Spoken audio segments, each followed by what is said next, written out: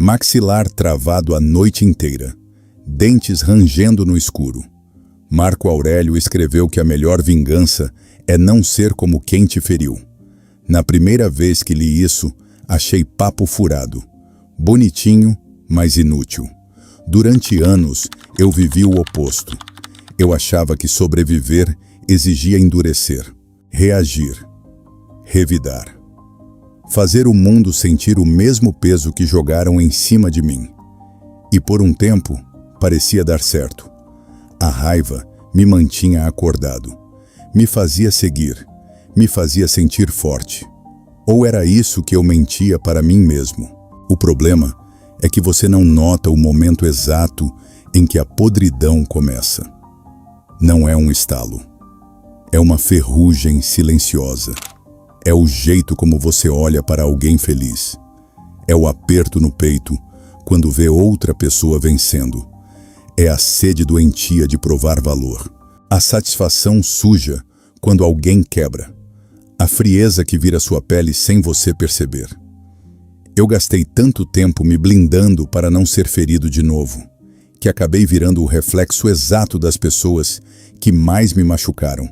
E o pior não foi notar isso. Foi entender que em algum momento minha raiva deixou de ser um escudo e virou quem eu sou. Eu não lembro do momento em que comecei a carregar raiva. Só lembro de perceber que ela já estava comigo há tempo demais.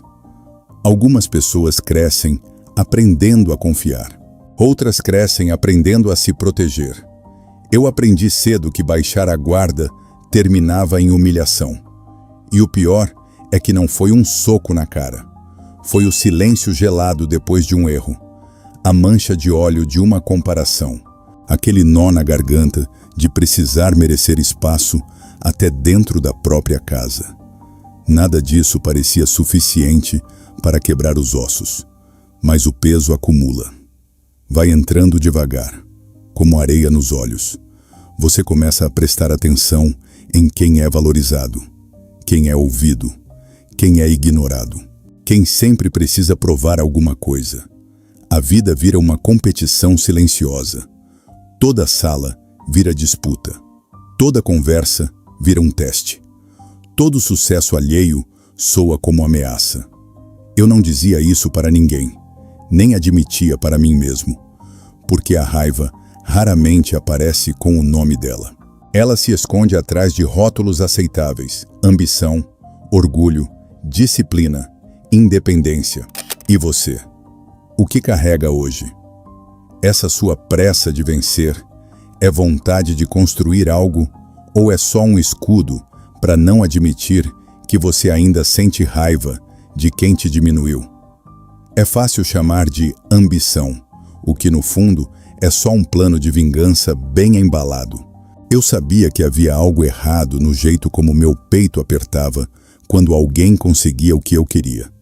Sabia que não era normal o estômago revirar vendo certas pessoas felizes. E mesmo assim, continuei alimentando aquilo, porque a raiva traz um calor que sobe pelo pescoço e faz você acreditar que está no controle. Ela faz você crer que nunca mais será pequeno, nunca mais será passado para trás, nunca mais será o lado fraco da mesa. Só que existe um preço. Quanto mais eu tentava me proteger, menos eu conseguia confiar. Amizades viraram ameaças disfarçadas.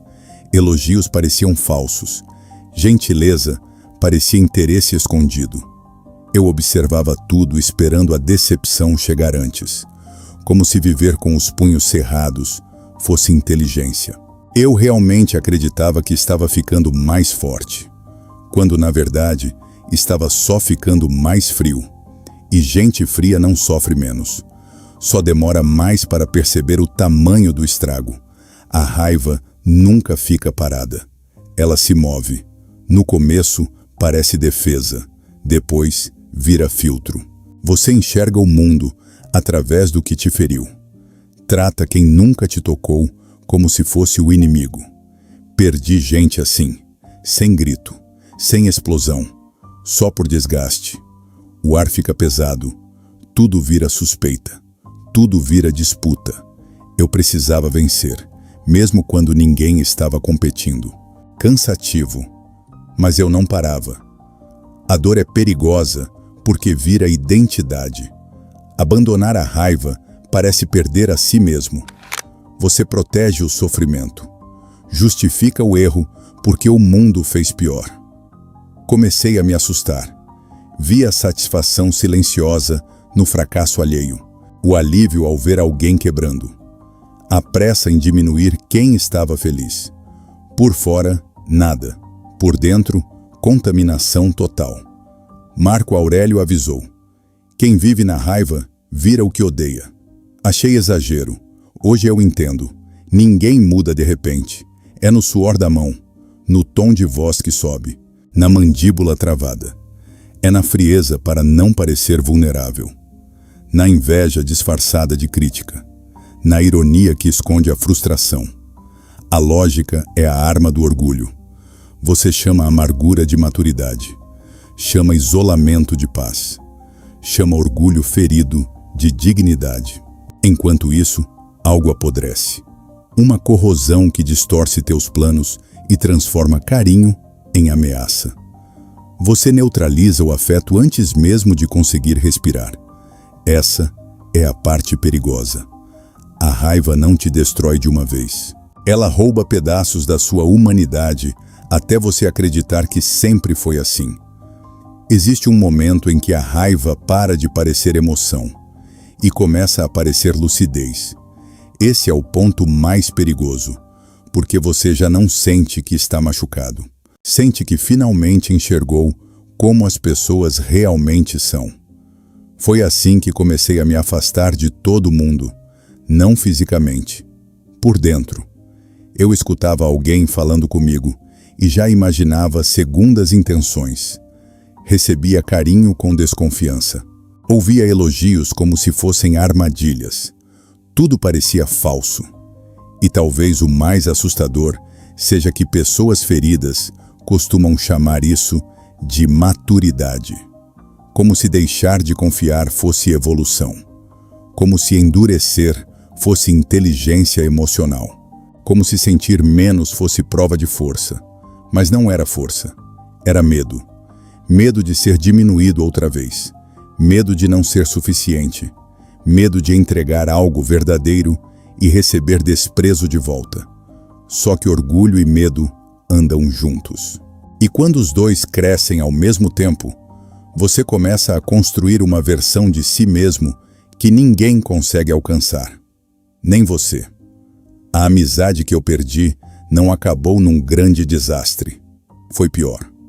Acabou devagar, na comparação silenciosa, na competição escondida, na incapacidade de celebrar algo bom sem transformar aquilo numa ameaça pessoal.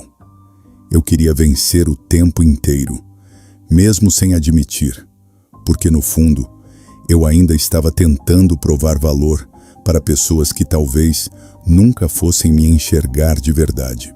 E essa é uma prisão humilhante. Passar anos vivendo para impressionar fantasmas, um esforço inútil. Marco Aurélio foi seco. A opinião dos outros muda como o vento. Hoje eu entendo o peso disso. Passei tanto tempo tentando controlar a imagem que tinham de mim, que esqueci completamente quem eu era sem aquela guerra. A raiva consome espaço demais dentro da mente. Ela ocupa o lugar da leveza, da curiosidade, da paz, do afeto espontâneo. Tudo vira sobrevivência. E uma pessoa que vive em modo de sobrevivência, por tempo demais, começa a enxergar amor como risco. Foi aí que percebi uma coisa difícil de admitir. Eu já não estava lutando apenas contra pessoas. Eu estava lutando contra o mundo inteiro. E ninguém consegue viver muito tempo assim, sem começar a desmoronar por dentro.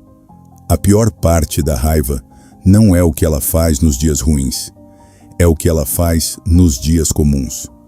Porque chega um momento em que você acorda cansado, sem motivo, irritado, sem explicação, distante, até de quem tenta ficar perto. E tudo começa a perder cor. As coisas que antes traziam algum conforto passam a parecer vazias. As conversas cansam, os encontros drenam, o silêncio pesa. Você continua funcionando, mas por dentro, alguma coisa já começou a quebrar. Foi nessa fase que percebi algo que me assustou de verdade. Eu já não lembrava mais como era viver sem estar em guerra.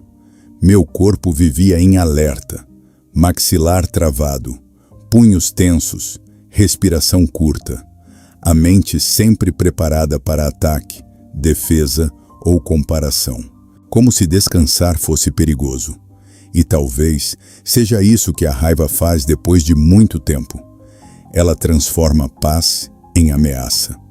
Porque pessoas feridas se acostumam tanto com tensão, que o vazio deixado pela ausência dela parece estranho. O caos vira casa. E quando percebi isso, comecei a entender uma coisa pior ainda. Eu tinha passado anos culpando pessoas específicas pela maneira como eu me sentia. Mas naquele ponto, já não importava mais quem tinha começado. A raiva agora era minha, alimentada por mim, protegida por mim, justificada por mim. Essa percepção foi difícil, porque enquanto existe um culpado externo, você ainda sente que está certo. Mas quando percebe que está destruindo a própria vida com algo que continua escolhendo alimentar, não sobra muito lugar para fugir. Marco Aurélio escreveu que a mente assume a forma daquilo que alimenta continuamente. Para um pouco, olha para você agora. O que está passando aí atrás desses olhos enquanto me ouve? Você também está repetindo memórias agora mesmo? Revivendo aquela briga de meses atrás só para sentir que tinha razão? Você está aqui comigo ou está discutindo com alguém que nem está no quarto? Eu fazia exatamente isso. Repetia memórias, imaginava discussões, revivia humilhações antigas, criava batalhas dentro da cabeça antes mesmo delas existirem. Eu achava que estava me preparando. Na verdade, estava me envenenando.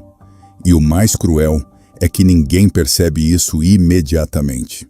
A raiva te entrega pequenos troféus de vidro, uma falsa sensação de superioridade, de controle, de proteção, mas cobra caro depois, porque ela não destrói apenas relacionamentos, ela destrói a capacidade de sentir leveza sem culpa.